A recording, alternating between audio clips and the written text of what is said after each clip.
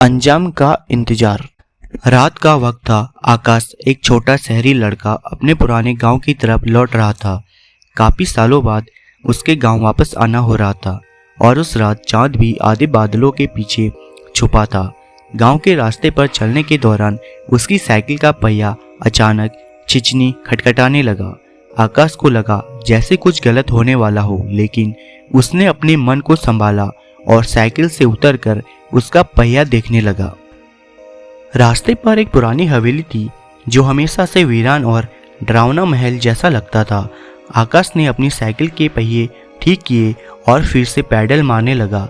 जैसे ही हवेली के पास से गुजरने लगा, एक पुरानी घड़ी की आवाज़ सुनाई दी, टिक टिक टिक, और उस घड़ी के साथ एक ठहराव आ गया।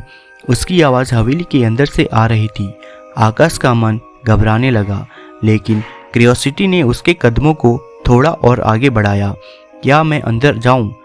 उसने अपने आप से पूछा, लेकिन फिर रात के सन्नाटे को देखते हुए वापस मुड़ गया। लेकिन जैसे ही वापस मुड़ता है, एक पत्थर उसकी साइकिल के पहिए के नीचे आता है और वो गिर जाता है।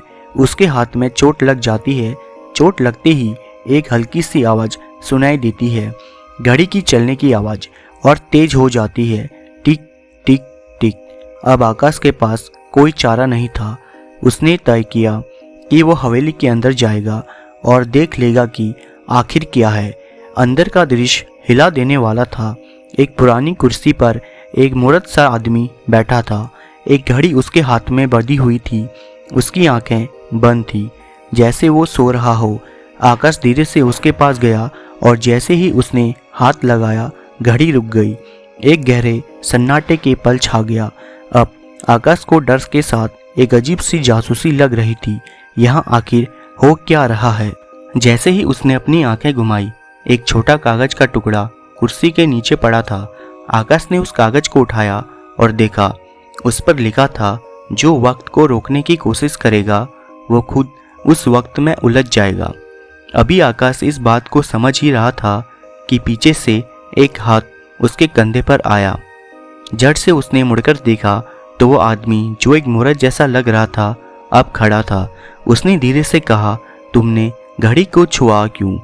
अब तुम्हारे पास वक्त कम है। आकाश के हाथ से कागज गिर गया। मेरे पास क्या? उसने हिचकिचाते हुए कहा।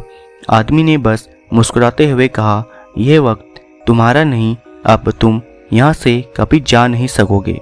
Moral of the story is, हर चीज का अपना एक वक्त होता है। उस वक्त को रोकने की या समझने की कोशिश मत करो, क्योंकि जिंदगी अपने रफ्तार से ही चलती है। ऐसे ही अमेजिंग मोरल स्टोरीज वीडियोस के लिए हमारे चैनल को सब्सक्राइब कीजिए। धन्यवाद।